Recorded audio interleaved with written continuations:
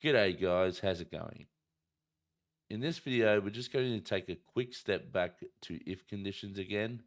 And I just want to quickly demonstrate that an if condition, or an if else condition even, can be used as a Boolean expression. And as a result of that, you can actually assign that to an individual variable, right? So the best way to illustrate this, or at least the way I think to do it, is to basically say that if you're learning Rust, right, you can get paid more as a wage than if you're not learning Rust, right? So, for example, if I come here and I set a variable before this developer wage and I go, that is learning Rust, and I'm just going to set the true. What I can do now is instead of hard coding the 40,000 here like I was before, I can now assign this to an if condition, right?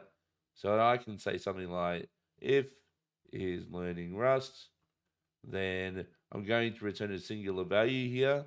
So I'm going to say now you're going to make 100,000, right? Else you're going to make the 40,000 that we had before. Cool.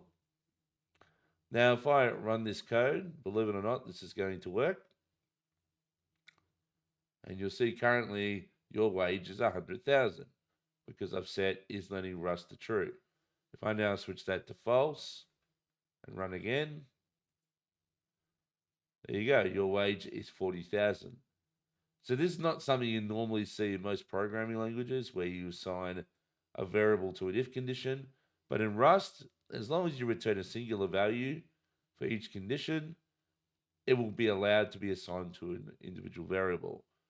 What you can't do though, because we're looking at I32 here, I can't set this as some other type. So if I try to set this to 40,000.1, this will throw an error because you're trying to assign a different data type to an I32. So it's already detected that the first part of the if condition is an I32, therefore the else also has to be an I32.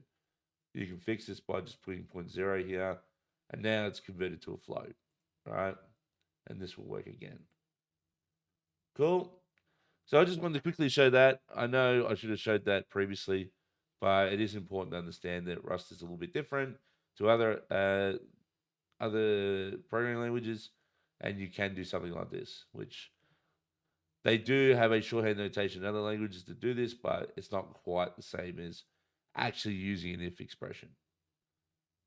Cool. All right. So that's it, guys. That's all I wanted to show for this video, and I'll see you all next time.